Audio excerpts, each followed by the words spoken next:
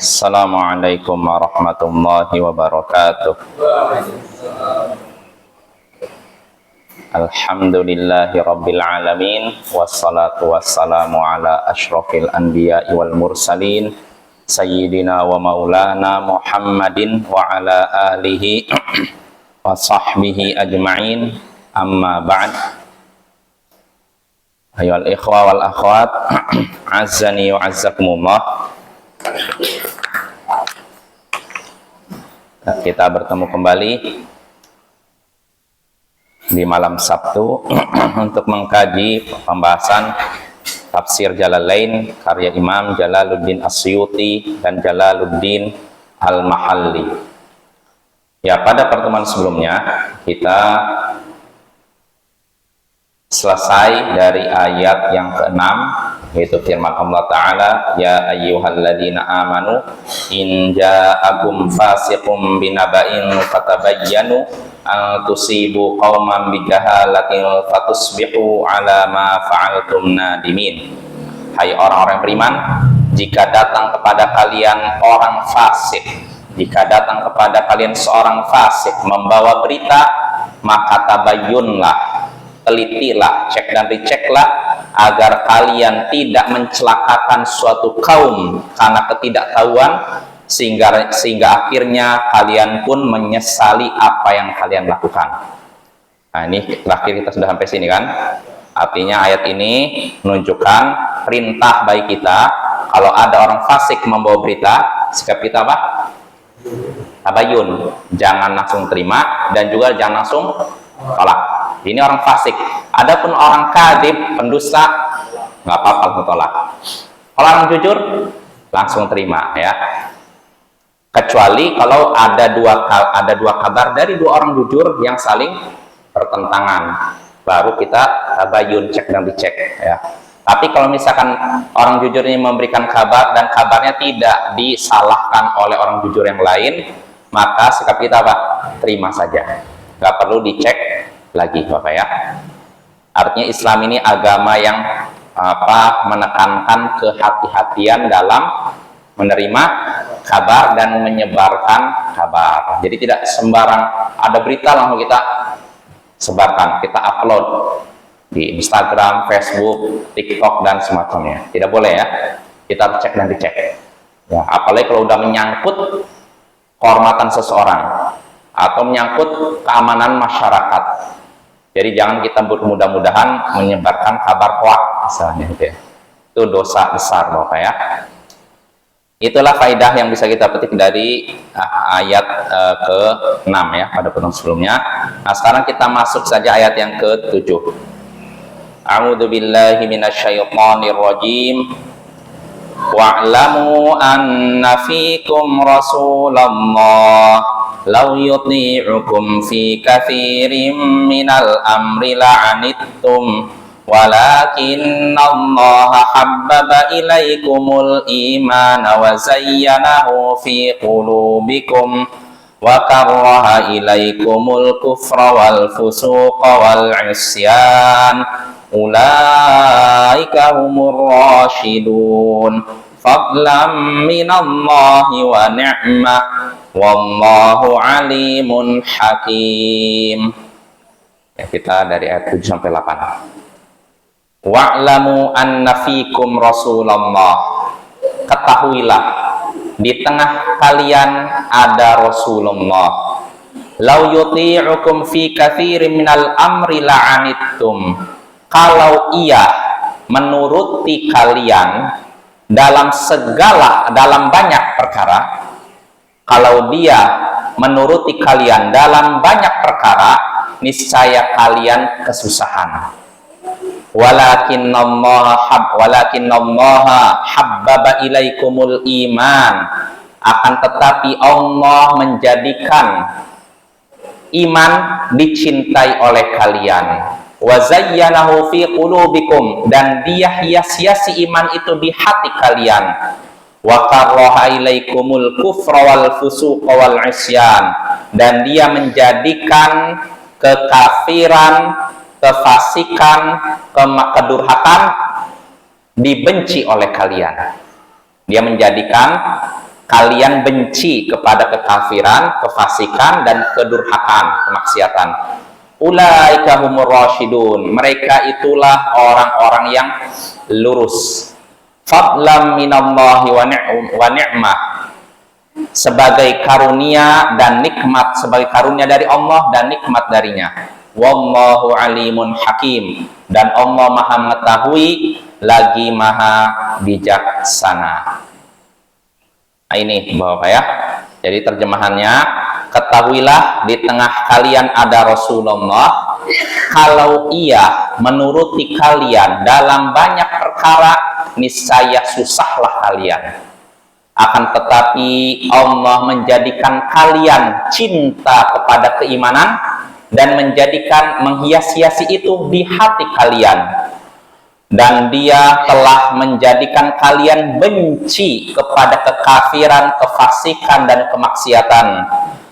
Mereka itulah orang-orang yang lurus, sebagai karunia dari Allah dan nikmat darinya, dan Allah maha mengetahui lagi maha bijaksana. Nah, kita bahas ayatnya. Di sini Allah katakan, wa'lamu anna fikum Rasulullah, ketahuilah di tengah kalian ada Rasul Allah, yaitu Nabi Muhammad sallallahu alaihi wasallam. Maksudnya apa? Kata Imam Al-Mahalli, fala taqulul batil fa inna Allah yukhbiruhu bil hal. Ketahuilah di tengah kalian ada Rasulullah, di tengah-tengah kalian ada Rasulullah, maka jangan kalian mengucapkan kebatilan. Jangan mengucapkan sesuatu yang batil, karena Allah akan mengabarkan kepadanya dengan segera ketika itu juga. Jangan kalian mengucapkan kata yang batil, sehingga akhirnya Allah akan mengabarkan kepadanya, yaitu kepada Rasul, ketika itu juga. Bil halatnya sekarang juga, ketika itu juga. Nah, di sini para sahabat diingatkan oleh Allah bahwasanya di tengah kalian Rasulullah, jangan kalian mengucapkan perkara yang batil. Karena kalau kalian mengucapkan perkara batil, Allah tidak tinggal diam. Allah akan langsung memberitahukan kepada Rasulnya. Karena ayyuhal ikhwah, Allah tidak akan mendiamkan kemungkaran. Sebagaimana Rasulullah juga tidak mendiamkan kemungkaran. Akan dijelaskan ya.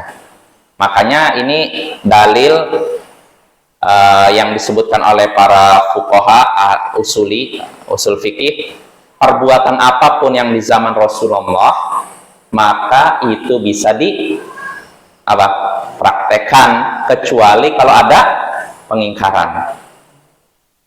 Ya. Jadi yang namanya perkara yang disyariatkan ini yang di zaman Rasulullah tidak mesti harus diucapkan, tidak mesti dipraktekkan oleh Nabi. Kalau memang ada di zaman Nabi, dipraktekkan para sahabat, lalu tidak turun wahyu menjelaskan bahwa itu salah, berarti itu benar, boleh kita praktekkan itu. Nah, di sini tadi Allah mengingatkan para sahabat umat Nabi Muhammad jangan berkata batil, karena Allah akan mengabarkan kepada nabinya tentang itu segera, bil hal ya. Lalu Allah katakan, lau yuti'ukum fi katsirin minal amr la'anittum. Kalau ia menuruti kalian dalam banyak perkara, dalam banyak hal, niscaya kalian susah. Kalau dia menuruti kalian dalam banyak perkara, niscaya kalian susah. Kalau dia menuruti kalian, dia sini siapa maksudnya? Nabi Muhammad. Kalau Nabi Muhammad menuruti kalian dalam banyak hal, kalian akan susah. Menuruti kalian dalam banyak hal. Maksudnya apa? Kata Imam Al-Mahalli, alladzina tukhbiruna bihi ala khilafil waqi' fayurattabu ala dzalika muqtadah. Kalau ia Nabi Muhammad menuruti kalian dalam banyak hal yang kalian kabarkan kepada beliau, padahal itu tidak sesuai dengan kenyataan, sehingga akhirnya terjadilah konsekuensinya, akibatnya, maka kalian pun akan susah. Artinya begini Bapak, kalau misalkan nih para sahabat ngabarkan kepada Nabi, wahai Nabi, ini terjadi begini. Kabarnya ternyata bohong, tidak sesuai dengan kenyataan. Lalu akhir Nabi udah ngambil sikap. Nanti yang repot siapa? Hah? Para sahabat sendiri kan? Ya tidak. Yang repot, yang nanti bisa terjatuh dalam dosa para sahabat, karena mereka sudah mengabarkan yang tidak benar. Jelas apa ya? Dan Rasulullah berfatwa karena Rasulullah tidak tahu perkara gaib. Jadi dalam masalah peradilan Bapak, Rasulullah itu cuman menilai berdasarkan lahir, berdasarkan hujah, istilahnya argumen. Misalkan ada dua orang berseteru nih, Rasulullah hanya bisa menilai ini benar, ini salah lewat apa? Argumen, alasan orang-orang ini. Setelah jadi kan, oh ini yang benar. Nah, tapi ini belum tentu benar. Karena bisa jadi ada orang berseteru, yang satu pintar ngomong, padahal dia salah. Sedangkan pihak yang benar dia nggak pintar ngomong, sehingga akhirnya kalah.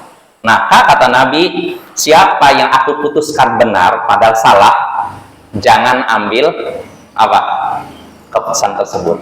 Jadi kalau misalkan dia hartanya, oh milik fulan, padahal dia salah, sebenarnya milik ini, maka jangan ambil. Karena apa? Karena aku sudah memberikan kepadanya bagian dari api neraka. Jadi kalau Rasulullah memutuskan sesuatu, karena beliau tidak tahu perkara gaib, beliau tahunya dari berdasarkan lahir, argumen gitu kan. Ini benar. Ini berarti harta ini milik ini.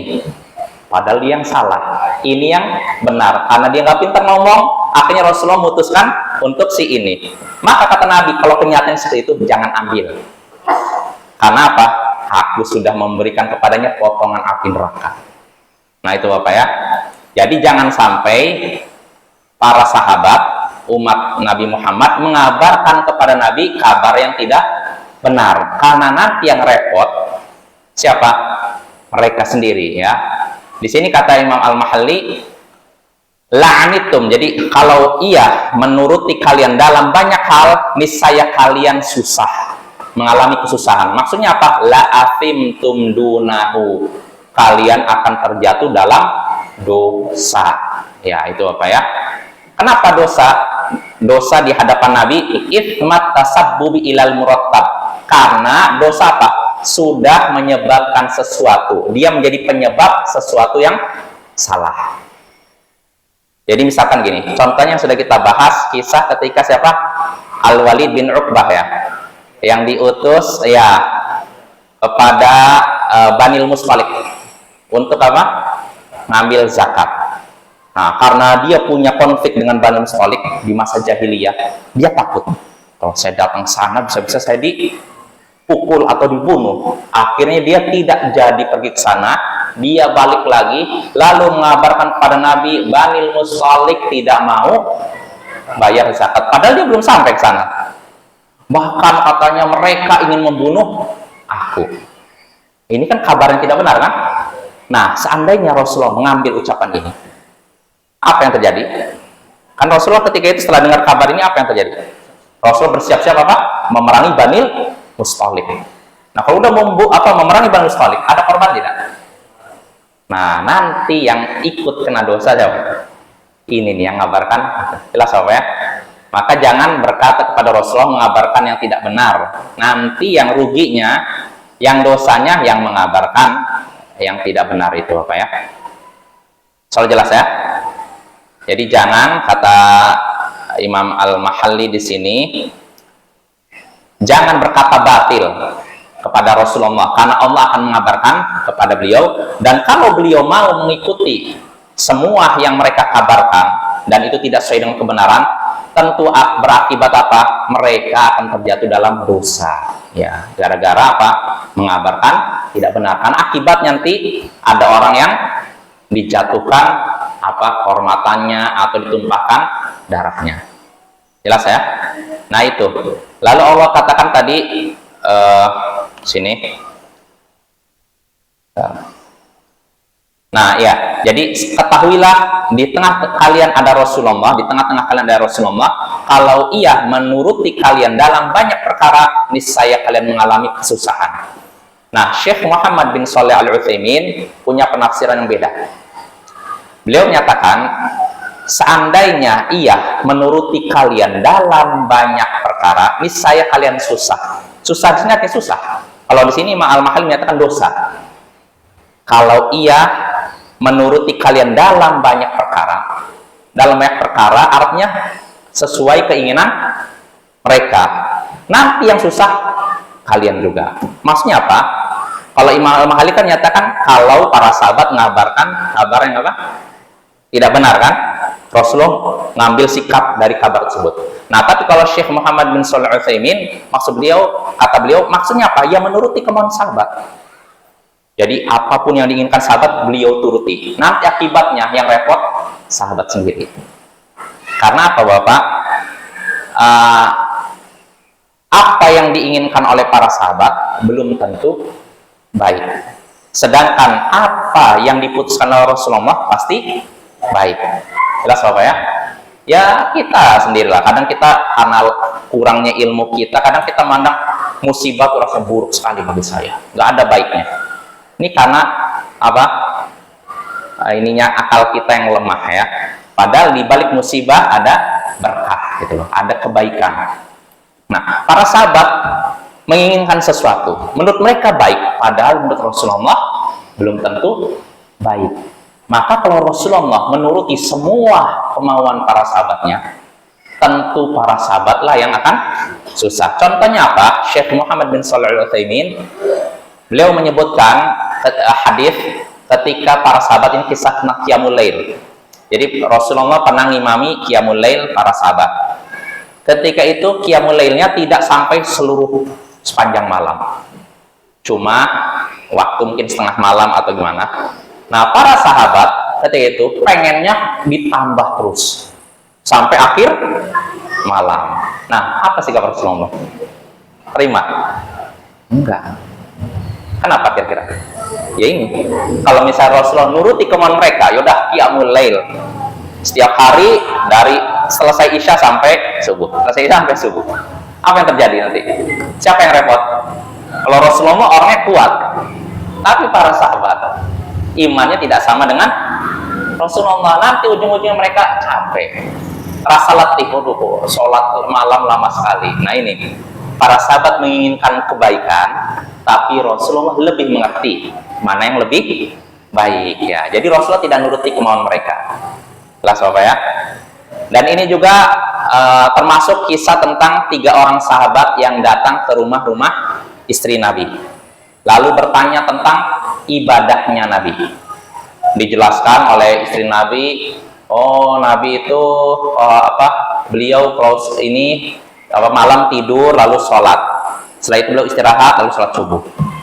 Beliau juga makan daging, makan apa, beliau juga istrinya banyak. Nah, para sahabat, 3 orang sahabat ini ketika mendengar kabar dari istri-istri Nabi tentang bagaimana ibadahnya Nabi di rumah, ka'annahum taqalluha. Sebagai hadis, mereka menganggap sepertinya ibadah Nabi itu sedikit,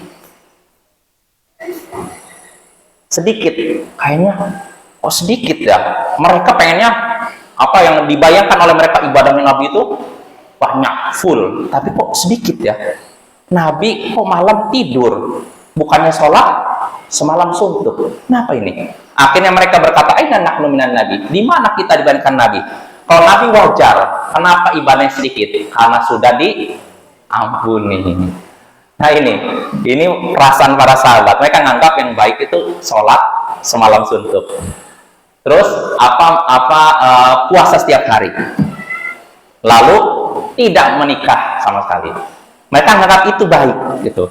Namun Nabi datang, jadi Nabi datang ketika itu dikabarkan oleh istrinya, ada yang datang begini bertanya tentang ibadahmu wahai Rasul, lalu kami beritahukan begini-begini. Maka Rasulullah pun bertanya kepada mereka, antumul ladzina qultum kadza wa kadza, kaliankah yang berkata begini dan begitu? Maksud Nabi apa ini? Tatabut. Nah itu, cek benar nggak kalian berkata ini? Maka para sahabat, iya kami yang berkata demikian. Maka Nabi pun bersabda, amawallahi innila akhsyakum lillah wa taqakum lah, lakinni usalli wa anam wa asumu wa aftir wa atazawwajun nisa faman raghiba an sunnati falaysa minni. Kaliankah yang berkata begini dan begitu tadi? Demi Allah, sungguh aku adalah orang yang paling bertakwa kepada Allah dan paling takut kepadanya.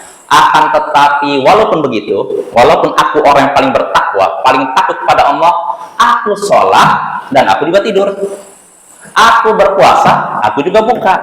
Aku juga menikahi wanita. Siapa yang benci kepada sunnahku, maka ia bukan termasuk golonganku. Nah, di sini Nabi menyatakan saya sholat, saya juga tidur. Maksudnya apa? Di malam hari Nabi tidak apa? Ibadah dari awal sampai akhir. Nah, kecuali Ramadan. Kalau Ramadan memang ada sunnahnya. Di 10 malam terakhir jangan tidur. Benar-benar kita melek, begadang. Tapi kalau selebihnya enggak. Ternukil dari Nabi, beliau menghidupkan seluruh malam. Apa ya? Kata Nabi, saya sholat, saya juga tidur. Saya puasa dan saya juga buka. Maksudnya apa? Maksudnya apa? Tidak puasa sepanjang hari. Beliau tidak puasa dahar. Puasa dahar itu puasa setiap hari. Yang paling baik puasa Daud. Sehari puasa, sehari libur. Besoknya lagi puasa, besoknya libur. Ini. Atau apa ya? Dan aku juga menikahi wanita. Artinya apa?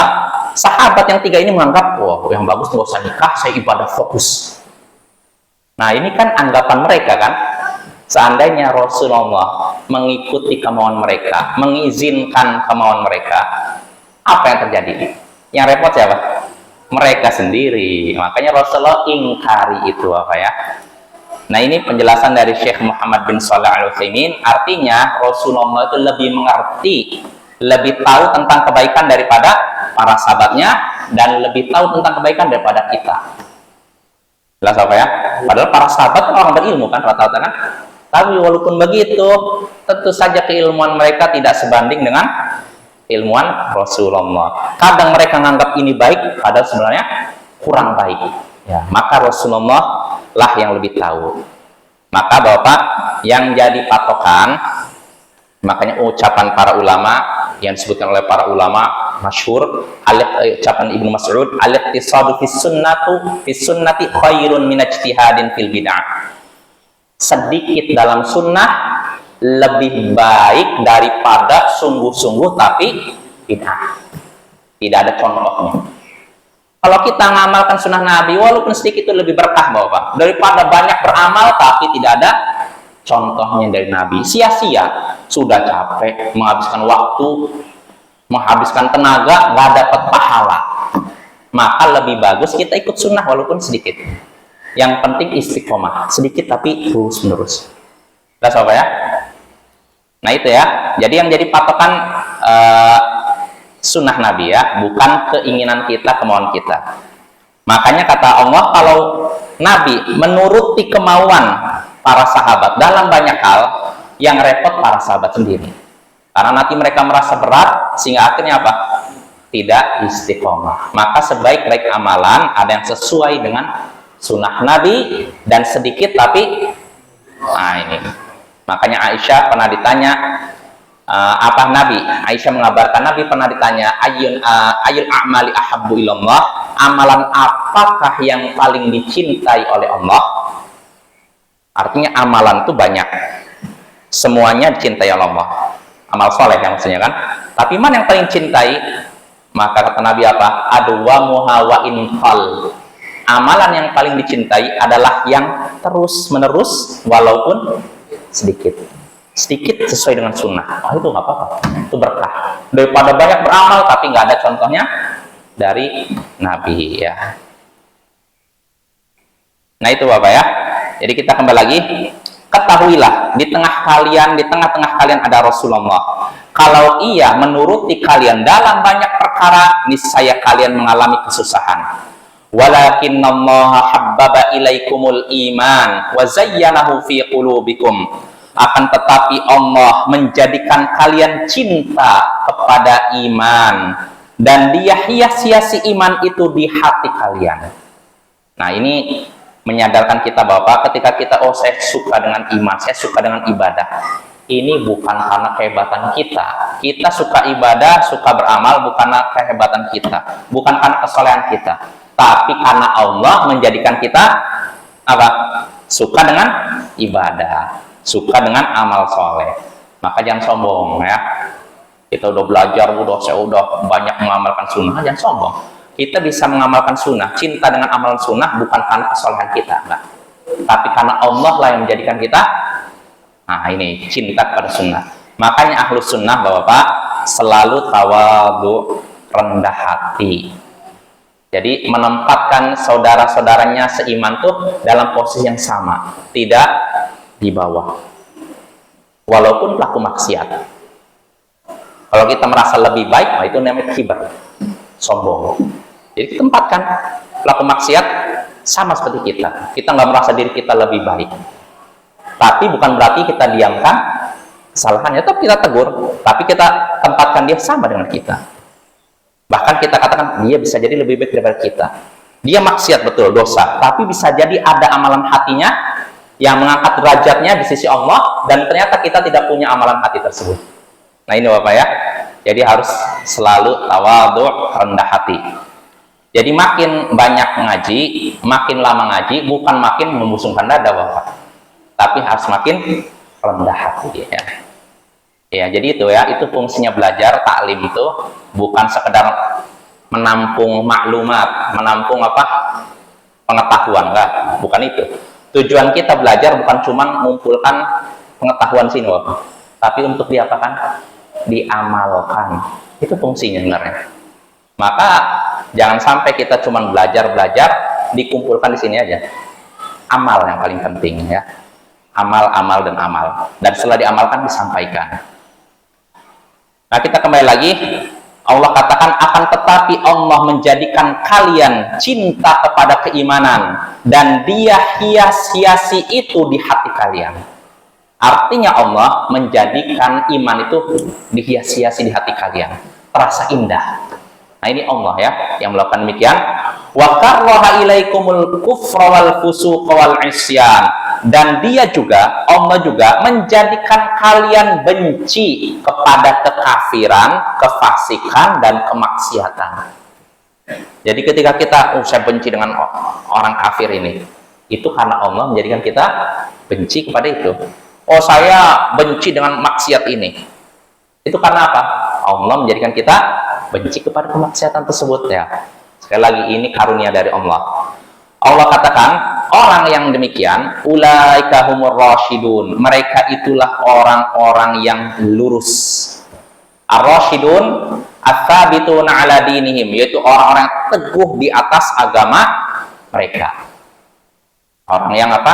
Cinta kepada keimanan, terasa indah dalam hatinya, benci kepada kekafiran, benci kepada kefasikan, benci kepada kemaksiatan. Mereka itulah orang-orang yang lurus. Fadlan minallahi wa ni'mah, sebagai karunia dari Allah dan nikmat darinya. Nah ini Bapak nih.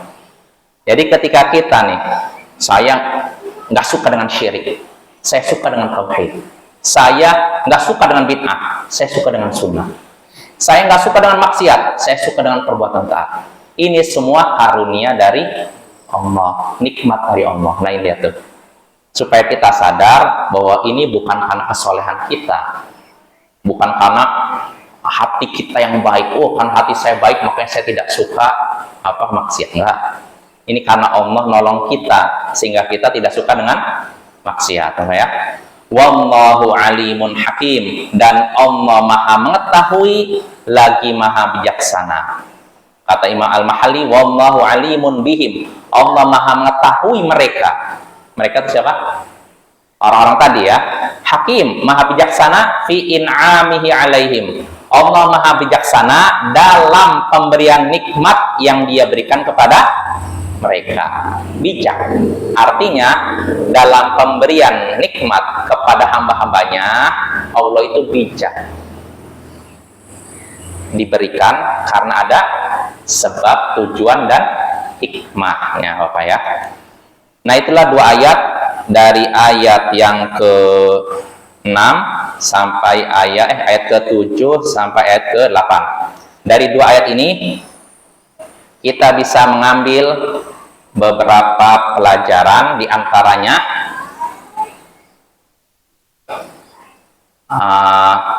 mengikuti tuntunan Rasul itu tidak memberatkan. Mengikuti tuntunan Rasul tidak akan memberatkan. Artinya, mengikuti sunnah itu justru mudah. Yang susah itu kalau mengikuti apa? Yang tidak sesuai dengan sunnah. Makanya tadi kan kata Allah, kalau Rasul mengikuti kemauan para sahabatnya, yang repot siapa? Para sahabatnya. Artinya kalau mengikuti kemauan Rasul, petunjuk Rasul, tidak akan repot. Maka Bapak, kalau kita mengikuti sunnah justru mudah. Nggak repot. Yang repot tuh justru apa? Aturan dari manusia. Meninggal, harus ada ritual ini. Memberatkan. Sebenarnya mudah aja. Kewajiban seorang muslim terhadap muslim lain kalau meninggal ya, diapakan pertama? Dimandikan. Terus apa?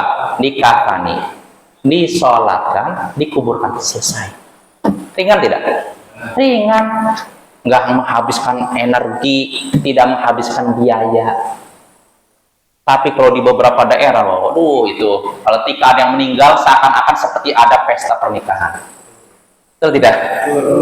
Masya Allah, orang ibaratnya sudah kena musibah, sudah jatuh tertimpa tangga pula ibaratnya. Orang udah mengalami musibah ini kan udah menguras pikiran, menguras sedih kan, butuh sokongan dari orang. Tapi apa? Yang kenyataannya apa? Dia harus pusing mikir bagaimana cari uang untuk menjamu tamu, makan begini. Sehingga akhirnya apa? Yang sudah kena musibah, udah pusing, ditambah lagi mikir untuk menjamu tamu, jadi makin pusing. Nah, maka Bapak kalau ngikuti sunnah itu udah ya, nggak akan mempersulit. Itu kaidah Bapak ya, mengikuti sunnah mudah, mengikuti bid'ah susah. Nah, ini jadi kaidah, mengikuti sunnah mudah, mengikuti bid'ah susah. Ya. Segala sesuatu yang dibuat-buat, ditambah-tambah dalam Islam itu akan mempersusah. Tapi kalau mengikuti sunnah mudah ya, dalam segala hal. Nah itu faedah pertama. Lalu faedah kedua yang bisa kita petik dari ayat tadi,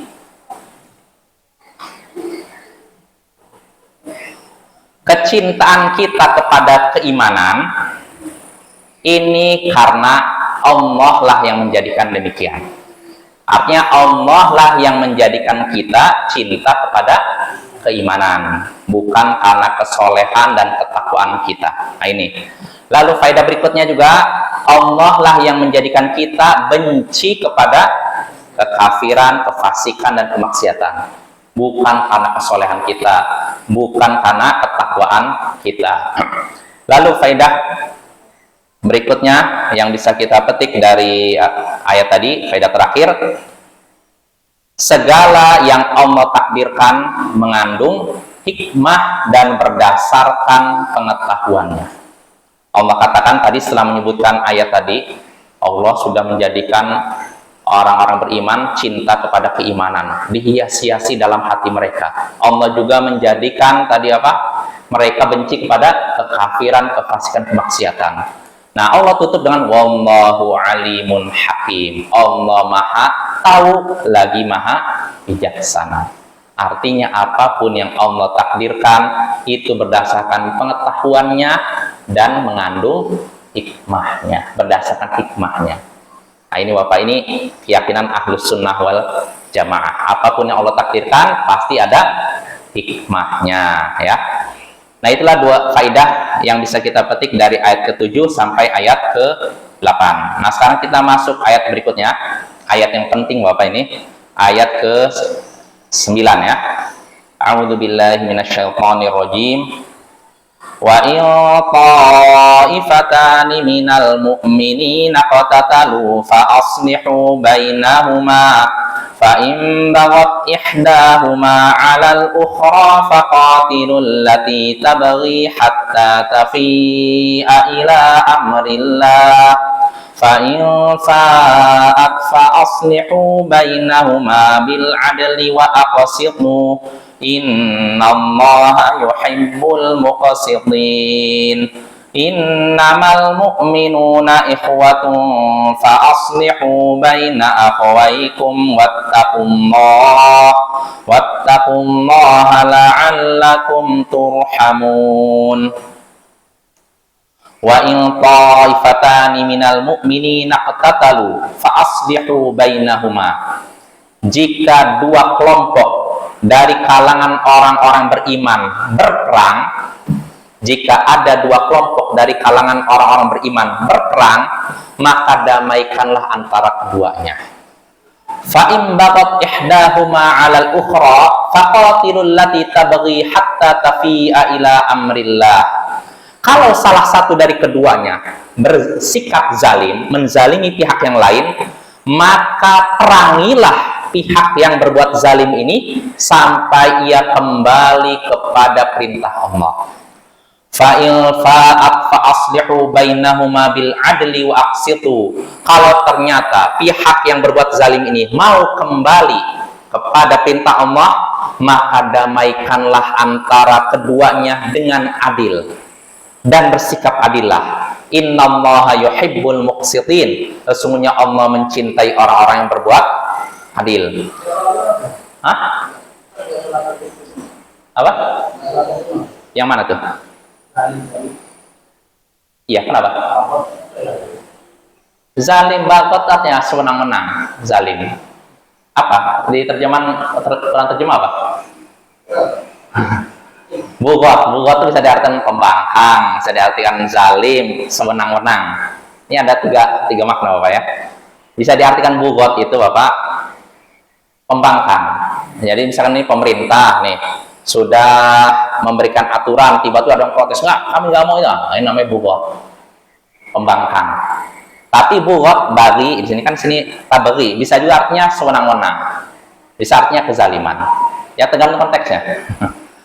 Lalu Allah katakan innamal mu'minuna ikhwah, sesungguhnya orang-orang beriman itu bersaudara. Fa aslihu baina akhwaikum, karena itu damaikanlah antara kedua saudara kalian yang berseteru ya.